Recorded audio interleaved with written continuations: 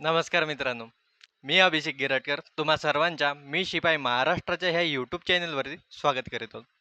मित्रांनो, आपण मागच्या क्लासमध्ये पार्ट ऑफ स्पीच शिकायला सुरुवात केली होती. त्यामध्ये आपण काही गोष्टी बघितलो, म्हणजे नाऊन, प्रोनाऊन आणि ॲडजेक्टिव्ह म्हणजे काय ह्या गोष्टी शिकलो. एकदा त्या रिवाईज करून घेऊ. नाऊन म्हणजे काय, एक विषय म्हणजे कोणतेही जे आपल्याला डोळ्यांनी जे काही दिसते त्यांचं नाव. प्रोनाऊन म्हणजे नावाच्या जागी वापरला गेलेला शब्द. आणि ॲडजेक्टिव्ह म्हणजे नाऊन आणि प्रोनाऊन बद्दलची अधिकची माहिती देणारा असा शब्द. तर ह्या काही गोष्टी शिकलो. आता पुढे बघू. मग पुढचं पार्ट ऑफ स्पीच काय आहे आपलं, तर वर्ब. 3 शिकून झाले, हा चौथा.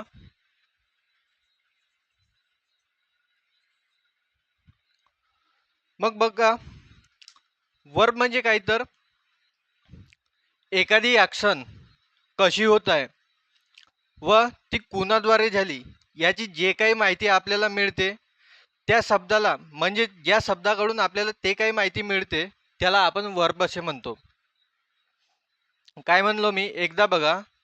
एखादी ॲक्शन कशी झाली व ते कुणाद्वारे घडली याची माहिती देणाऱ्या शब्दाला आपण वर्ब असे म्हणतो.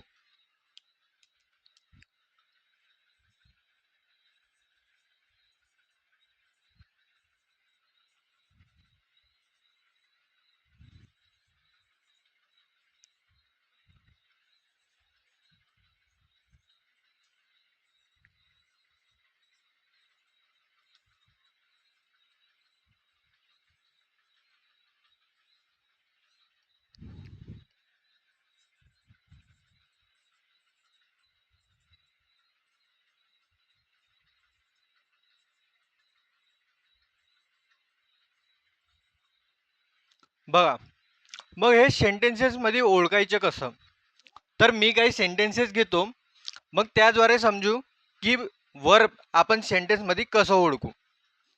हे थोडं लिहून घ्या.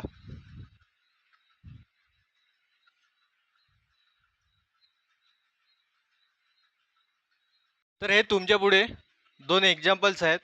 आपल्याला याच्यामध्ये सर्वात आधी वर्ब फाइंड करायचे आहेत दोनही एक्झाम्पलमध्ये. तर मी तुम्हाला सांगलो, वर्ब म्हणजे काय, एखादी ॲक्शन कशी झाली व ते कुणाद्वारे झाली याची माहिती देणारा शब्द म्हणजे वर्ब होईल. मग याच्यात आपल्याला ह्या सेंटेन्समध्ये ॲक्शन कोणता वर्ब म्हणजे कोणता वर्ड दाखवत आहे, तर तुम्ही म्हणाल राईट. बरोबर आहे, म्हणजे लिहिण्याची क्रिया. बरोबर आहे. तर हा काय होणार, हा होणार वर्ब. मग आणखी पुढे काय म्हणते, कुणाद्वारे झाली. बघा, ह्या सेंटेन्समध्ये लिहिण्याची क्रिया कोणाद्वारे झाली, तर ह्या आयद्वारे झाली. तर म्हणजेच ह्या सेंटेन्समधला आय मग काय होणार, हा सब्जेक्ट. बघा, जे काही क्रिया होते ते वर्ब, आणि जे ज्याच्याद्वारे केली जाते क्रिया त्याला आपण सब्जेक्ट असे म्हणतो. आणि ज्याच्यावरती क्रिया म्हणजे ॲक्शन केली जाते त्याला आपण लेटर असे म्हणजे त्याला आपण ऑब्जेक्ट असे म्हणतो. मग याच्यावरती क्रिया कोणावरती केली जाते, तर लेटरवरती लिहिण्याची क्रिया होत आहे, म्हणजेच हा काय होणार, तर हा होणार ऑब्जेक्ट. बघा, एकदा सांगतो चांगल्याने. बघा, वर्ब तर कळलं आपल्याला, ठीक आहे. मग ज्याच्याद्वारे ॲक्शन केली जाते त्याला आपण सब्जेक्ट असे म्हणतो, आणि ज्याच्यावरती ॲक्शन होत आहे त्याला आपण ऑब्जेक्ट असे म्हणतो. मग ह्या एक्झाम्पलमध्ये तुम्हाला सब्जेक्ट कोणता, वर्ब कोणता आणि ऑब्जेक्ट कोणता ते ओळखून दाखवायचे आहे. बघा,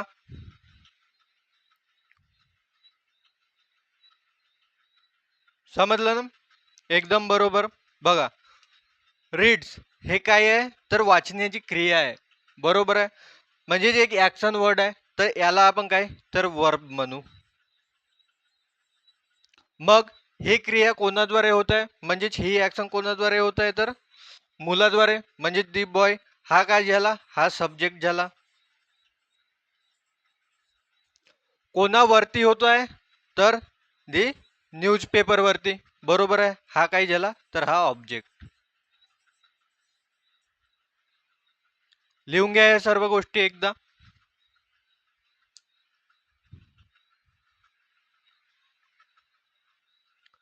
झालं लिहून, तर या आता पुढे.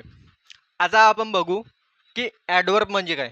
बघा, वर्ब बद्दल विशेष माहिती देणाऱ्या शब्दाला आपण ॲडवर्ब असे म्हणतो. बघा, लिहून घेऊ. वर्ब बद्दल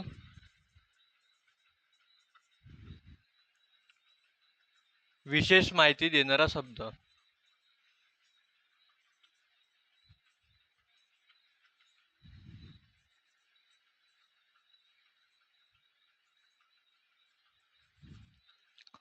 मग हे आपल्याला सेंटेन्समध्ये माहीत कसं होईल की वर्ब बद्दल विशेष माहिती कोणता शब्द देत आहे. बघा, जर आपण वर्बला, बरोबर आहे, जर आपण वर्बला काही प्रश्न करू, जसं क्रिया कोठी झाली म्हणजेच कुठे, म्हणजेच इंग्लिशमध्ये याला आपण म्हणतो वेअर, बरोबर आहे. ॲक्शन कशी झाली, कुठे झाली, बरोबर आहे. इंग्लिशमध्ये कशीला म्हणजे हाव, ॲक्शन कशी झाली, तेव्हाच आपल्याला वर्ब बद्दल माहिती मिळेल ना. की जेव्हा आपण वर्बला प्रश्न करू, कुठे झाली, कशी झाली, काऊन झाली, बरोबर आहे, केव्हा झाली,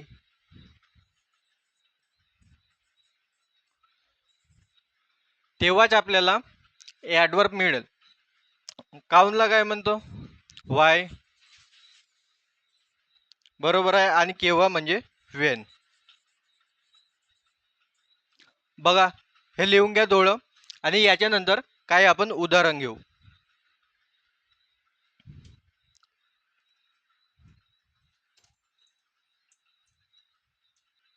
झालं लिहून, तर या आता इकडे. बघा, आपल्या पुढे हे दोन सेंटेन्सेस आहेत. आपल्याला ह्या दोन्ही सेंटेन्समध्ये ॲडवर्ब ओळखायचे आहे. काय ओळखायचे आहे, तर ॲडवर्ब ओळखायचे आहे. मग ते कसं ओळखणार. सर्वात आधी आपण बघू की ह्या सेंटेन्सेसमध्ये वर्ब कोणता आहे.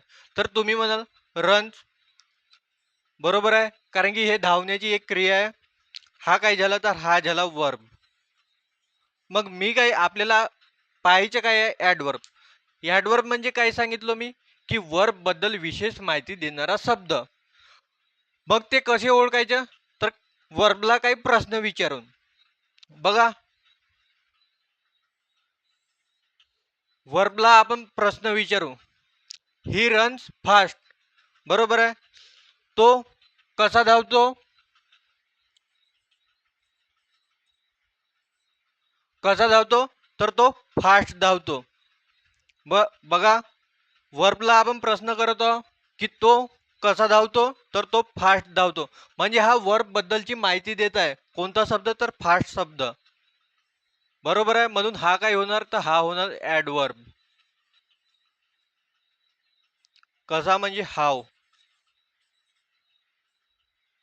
क्रिया कशी होत आहे, तर फास्ट होत आहे. धावत कसा आहे, तर फास्ट धावत आहे. म्हणून फास्ट हा काय होणार, तर ॲडवर्ब होणार. मग ह्या सेंटेन्स मधला ॲडवर्ब कोणता, तुम्ही ओळखून दाखवा.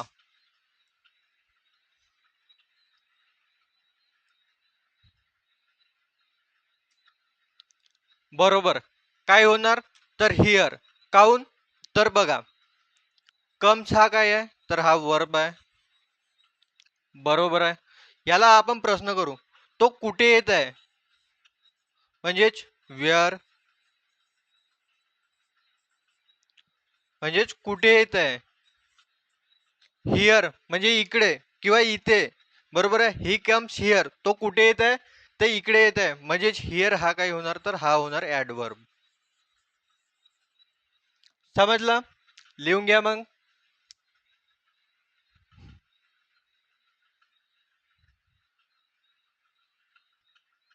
चला या, आता आपण बघू पुढची पार्ट ऑफ स्पीच. बघा, प्रेपोजिशन. प्रेपोजिशन म्हणजे हा एक रिलेटिंग वर्ड आहे, जो सेंटेन्समध्ये वर्डला रिलेट करण्याचं काम करतो. काय म्हणलो मी, प्रेपोजिशन हा रिलेटिंग वर्ड आहे,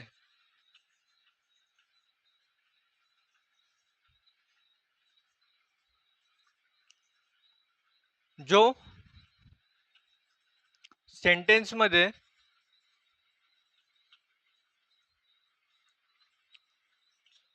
वर्ड्सला रिलेट करण्याचं काम करतो.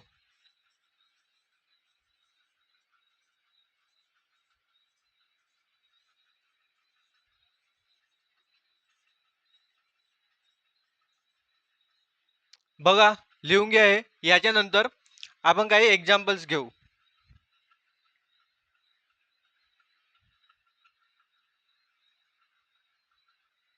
तर चला या आपण काही एक्झाम्पल्स बघू. बघा पहिले एक्झाम्पल काय म्हणते, ही कम्स टू मी. बरोबर आहे. सर्वात आधी मला सांगा की कम्स हा काय आहे. तर तुम्ही म्हणाल की हा वर्ब आहे. बरोबर आहे. मग मला सांगा ही कम्स टू मी, तो माझ्याकडे येत आहे. बरोबर आहे. हा कम्स काय आहे, हा वर्ब आहे. तर हा रिलेट करू शकतो का कोणाला? नाही. हा क्रियाच दाखवायचं काम करेल. बरोबर आहे. मग ह्या दोन दोन व्यक्तींना रिलेट करण्याचं काम कोण करत आहे, जोडण्याचं काम कोण करत आहे, तर कोण? हा टू करत आहे. बरोबर आहे. दोन बघा ह्या दोन वर्ड्सला रिलेट करण्याचं काम कोण करत आहे, तर टू करत आहे. म्हणून टू हा काय होणार, तर प्रेपोजिशन होणार.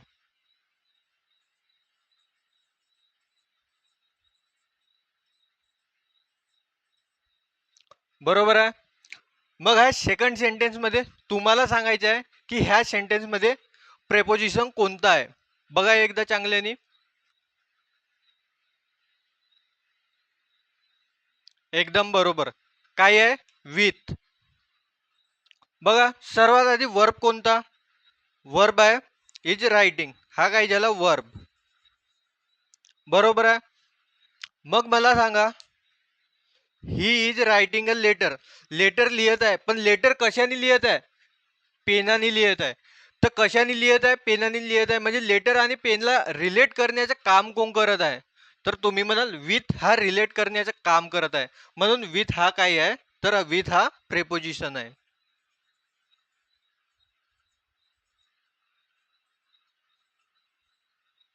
बरोबर आहे. लिहून घ्या सर्व गोष्टी.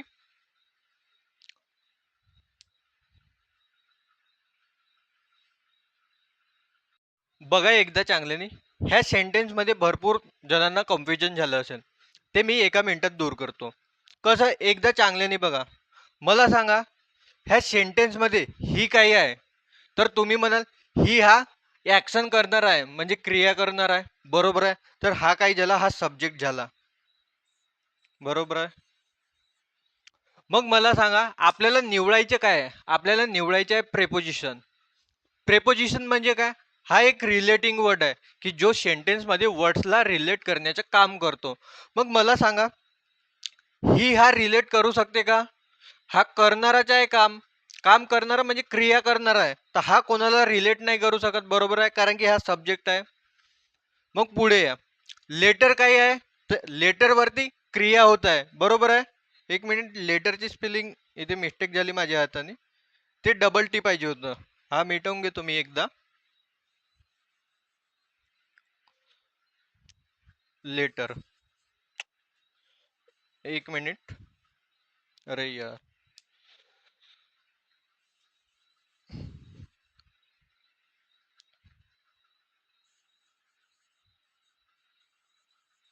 आता बरोबर आहे ना?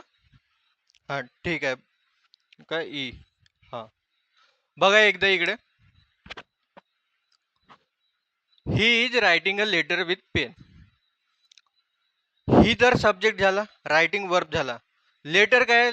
लेटर वरती ऍक्शन होत आहे, म्हणजे त्याच्यावरती क्रिया होत आहे. तर लेटर काय होणार? लेटर होणार ऑब्जेक्ट.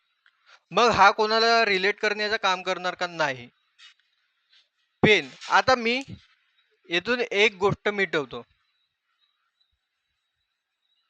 मी विथ हा शब्द मिटवलो. मग मला सांगा हा सेंटेन्स एकदा चांगल्याने वाचा.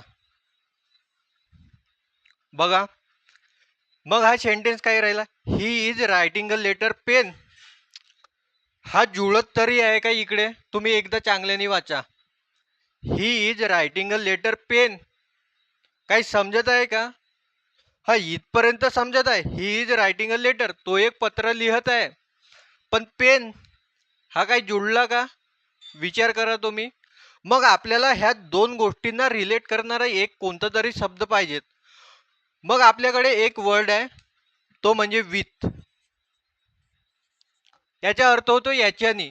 म्हणजेच हा आता बघा, हा लेटर आणि पेनला रिलेट करण्याचं काम करत आहे, जोडण्याचं काम करत आहे. एकदा आणखी वाचा sentence. He is writing a letter with pen. म्हणजे याच्यावरून आपल्याला हे कळते की तो पेनाने लिहित आहे. काय लिहित आहे? तर लेटर लिहित आहे. बरोबर आहे. म्हणून विथ हा काय होणार? तर विथ हा प्रेपोजिशन होणार.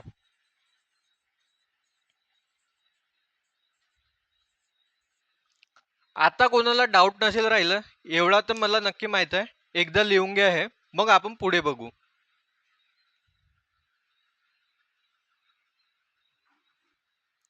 चला या आता आपण पुढची पार्ट ऑफ स्पीच बघू. बघा पुढची पार्ट ऑफ स्पीच काय आहे? कंजंक्शन. कंजंक्शन हा एक जॉईनिंग वर्ड आहे. म्हणजे काही वर्ड्सला, फ्रेजेसला, सेंटेन्सेसला हा जॉईन करण्याचं काम करतो. बघा कंजंक्शन आणि प्रेपोजिशन मध्ये डिफरन्स आहे. मुलं ह्या दोन गोष्टीमध्ये फार कन्फ्यूज होतात. प्रेपोजिशन हा रिलेट करण्याचं काम करतो आणि कंजंक्शन हा जॉईन करण्याचं काम करतो. मग आपण लिहू की कंजंक्शन हा एक जॉईनिंग वर्ड आहे.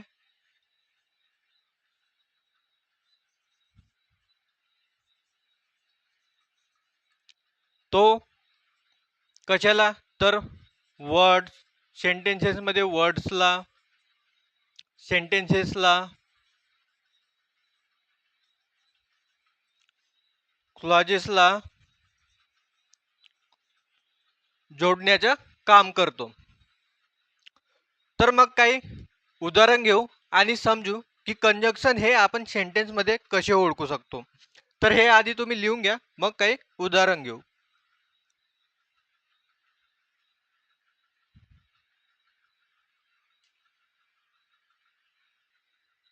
तर बघा आपल्याकडे हे दोन सेंटेन्सेस आहेत आणि आपल्याला याच्यामध्ये काय तर कंजंक्शन कोणता ते ओळखायचे आहे. तर बघा सेंटेन्सेस वाचू. I will buy a book and pen. मी पुढे जाऊन काय बुक आणि पेन घेणार. मग मला सांगा ह्या सेंटेन्सेस मध्ये जोडणारा शब्द कोणता आहे? बघा आय हा कोण आहे? तर हा पुढे जाऊन घेणार आहे, म्हणजे हा काय झाला? हा सब्जेक्ट झाला. बरोबर आहे. बाय, विल बाय हा काय झाला? तर हा वर्ब झाला. बरोबर आहे. काय घेणार आहे? मग इकडे बघा बुक अँड पेन ह्या दोन्ही गोष्टी घेणार आहे, म्हणजे यांच्यावर क्रिया होणार आहे. तर हा काय झालं? हे ऑब्जेक्ट झालं. बरोबर आहे. पण बुक आणि पेनला ह्या दोन्ही गोष्टींना जोडण्याचं काम कोणता करत आहे? बघा कंजंक्शन म्हणजे काय तर जॉईनिंग वर्ड. मग जोडण्याचं काम कोण करत आहे? तर तुम्ही म्हणाल हा यांड हा जो येथे शब्द आहे हा जोडण्याचं काम करत आहे. म्हणजेच हा काय होणार? तर हा होणार कंजंक्शन.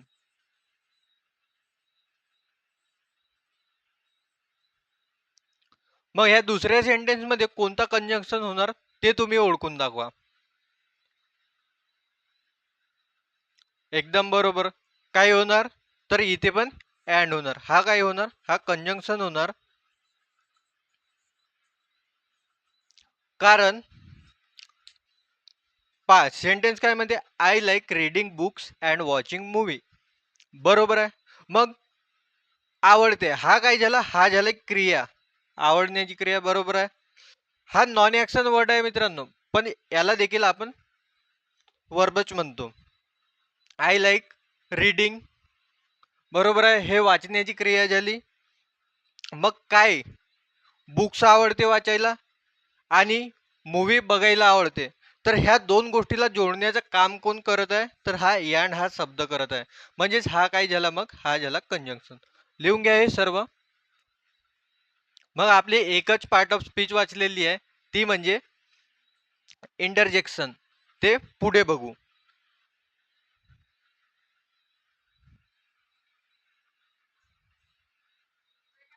तर चला या बघू आपण आता पुढची आणि आखरी पार्ट ऑफ स्पीच म्हणजे इंटरजेक्शन. बघा इंटरजेक्शन हे एक म्हणजे वास्तविक पाहता कोणती पार्ट ऑफ स्पीच म्हणजे अशी ट्रू पार्ट ऑफ स्पीच नाही आहे. फक्त ते एक्सक्लामेटरी साऊंड आहे. म्हणजे जसं मी तुम्हाला सांगतो की जसं बघा, अचानक तुम्हाला काही लागलं म्हणजे आपल्या तोंडातून शब्द निघते "आई गं!" जर तुम्हाला एका वेळेस काही लागलं, तर आपल्या तोंडातून शब्द काय निघते "आई गं!" जर एखादी आपल्याला पक्की अशी खुशी झाली, तर आपण कसे काही शब्द एक्सप्रेस करतो जसा "येस" म्हणतो ना आपण, की एखादं काही आपण काम चांगल्यानं केलं, तर म्हणतो ना त्याने "yes, I can do it." बरोबर आहे. आणि जसं आऊच वगैरे हे काही शब्द आहेत, जे आपण सडन आपले फिलिंग एक्सप्रेस करतो ज्या शब्दांनी, त्याला आपण इंटरजेक्शन असे म्हणतो. जसे एक्झाम्पल घेतो मी. अ, हां, बघा जसा शब्द आहे आ. जसं काही लागल्यावर वगैरे थोडंसं काही झाल्यावर आपण म्हणतो आ. आउच. बरोबर आहे. हुर्रे.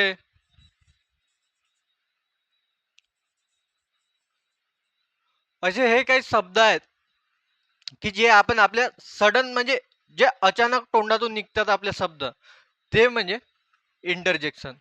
तर लिहून घ्या. आणि हा क्लास इथेच संपला मित्रांनो. आशा करतो जेवढं काही मी तुम्हाला सांगण्याचा प्रयत्न केलो, ते तुम्हाला समजले असतील चांगल्या पद्धतीने. आणि आपलं टोटली जे बेसिक काही गोष्टी आहेत पार्ट ऑफ स्पीचमधल्या, ते सर्व काही समजून घेतलं. तर आजच्यासाठी एवढंच मित्रांनो. जय हिंद, जय महाराष्ट्र.